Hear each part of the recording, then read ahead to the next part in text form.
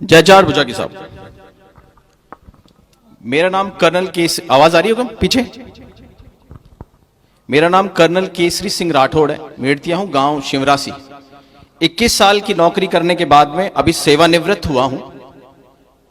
देश की सेवा, देश का सिपाही तो मैं था। अब मैंने सोचा है कि अब मैं सिर्फ और सिर्फ, चाहे इस बात को नोट करें, अब मैं सिर्फ और सिर्फ अपने समाज का सिपाही बन के रहूंगा। मैं आज आपसे दो तरह की बात करूंगा। एक बात जो मेरे युवा भाइयों की पीड़ा मैंने देखी है, जो बेबसी देखी है, जो इन्होंने प्रकट की है, और एक बात जो अगले 10 साल में, जिसके बारे में आप नहीं जानते हैं, जो हमें लोकतंत्र पार्ट 2 लाने वाली है, आने वाली है। आप इस बात को ध्यान से सुनना और सोचना कि क्या यह जरूरी नहीं है कि हम एक साथ एक जगह हो जाएं। छोटी सी एक कहानी सुनाऊंगा क्योंकि मुझे समय 5 मिनट का दिया गया है। एक बाड़ा था गांव में। बाड़ा समझते हैं सब? मैंने थोड़ी, हमारी मारवाड़ी थोड़ी वीक है तो मैं हिंदी में कंफर्टेबल हूं। एक बाड़ा था गांव में। उस बाड़े में किसी ने मुर्गियां पाल रखी थी। मुर्गी ने बच्चे, अंडे दिए, उसके बच्चे हुए छोटे छोटे चूजे, 15, 20, 25। और उसी में एक खेजड़ी पे एक घोंसला था जिसमें से एक चील का बच्चा गिर गया। वो गिरा मुर्गियों के बच्चों के बीच में। मुर्गी का बच्चा अंडे से निकलते ही उछल के खड़ा हो जाता है, सुंदर लगता है और ची ची ची करता हुआ पीछे पीछे भागता है। देखा है सबने? चील के बच्चे को बड़े होने में समय लगता है। चील का बच्चा छोटा होता है तो सुंदर नहीं होता। चील के बच्चे के हाथ पांव में उतनी जान नहीं होती। वो चील का बच्चा अपने आप को उन मुर्गियों के बच्चों के बराबर समझने लग गया, जो आजकल मेरे युवा समझते हैं अपने आप को उन मुर्गियों के बच्चों के बराबर। वो चील का बच्चा ये महसूस करने लग गया कि मैं भी मुर्गी हूं, और गई गुजरी मुर्गी हूं, जो उन मुर्गियों के बच्चों के साथ साथ जो उसकी तौहीन करते थे कि देख, तुझसे तो चला भी नहीं जाता, तेरे तो पंख भी नहीं है, तू तो पीछे पीछे घिसट के आ रहा है। ये दुर्दशा मेरे उन युवाओं की है जो अभी मैं देखता हूं। फिर क्या हुआ? समय गुजरता गया, वो चील का बच्चा बड़ा होता गया, पंख आए, मगर मेंटली टूट चुका था वो, जो मकराना में हम टूट चुके हैं। मेंटली टूट चुका था वो। उसको लगता था मैं तो मुर्गी हूं और मैं तो एक अजीब सी मुर्गी हूं। उसे पता नहीं था कि मैं क्या हूं। फिर एक दिन एक चील आई जो उस पेड़ पे बैठी थी, इन्हीं हमारे सरपंचों जैसी, इन्हीं हमारे राजपूत युवाओं जैसी, हमारे कर्नल साहब जोधा जैसी।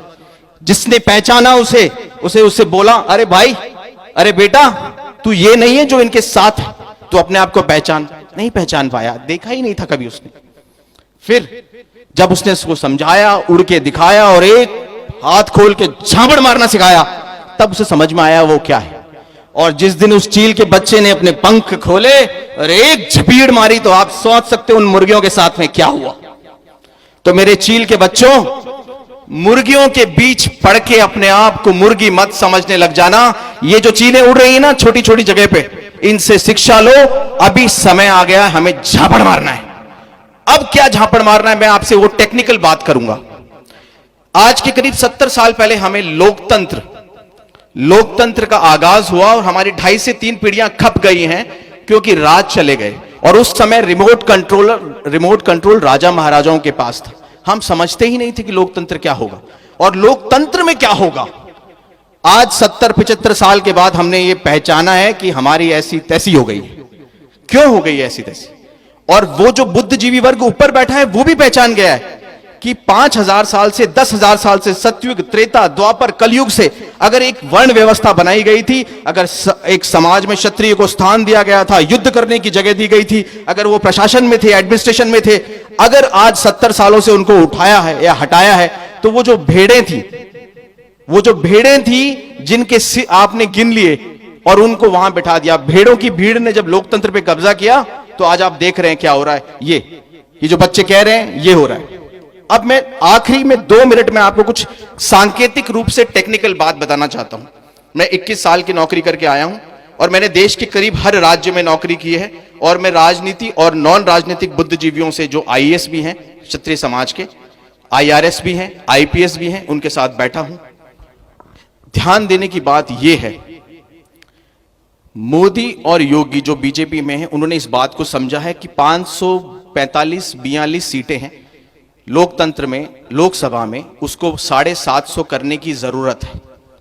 यानी कि वो लोकतंत्र का दूसरा पड़ाव, 1.5 गुना लोकतंत्र बढ़ने वाला है। यानी कि हर चीज का परिसीमन होगा।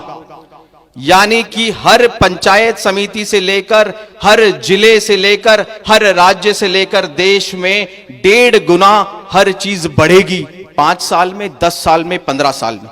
यानी अगर 50% लोकतंत्र तब आया था तो 25% लोकतंत्र अब आएगा।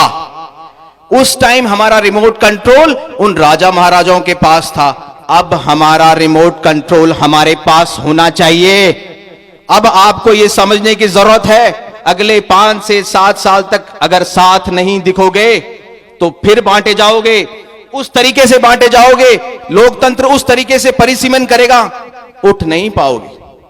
आपसे निवेदन करता हूं, जो आज सरपंच हैं, किसी पद अधिकारी भी हैं, किसी लेवल पर बैठे हुए हैं, कि मेरे इन युवाओं के उस भविष्य के लिए, इस परिसीमन के लिए एक साथ अगले 2.5 से 3 साल दिखना जरूरी है।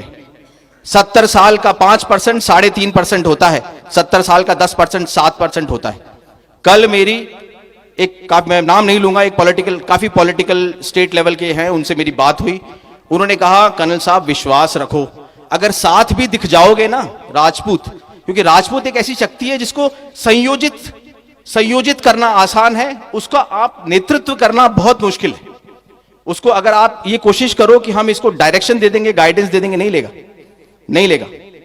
उन्होंने कहा 3.5 साल से और 7 साल में जिनको आप प्रतिद्वंद्वी कह रहे हैं ना, वो अभी 8 है ना, 8, अगली बार 5 या 4 और उसके बाद सीधे 0, उसके बीच में नहीं रुकना है। इसलिए मैं आपसे निवेदन करूंगा, 1 अंदर देखो, 2 अपने चील के बच्चे जो मुर्गियों के बीच हैं उनको शक्ति दो, जरूरी है, आप लोग दे सकते हैं।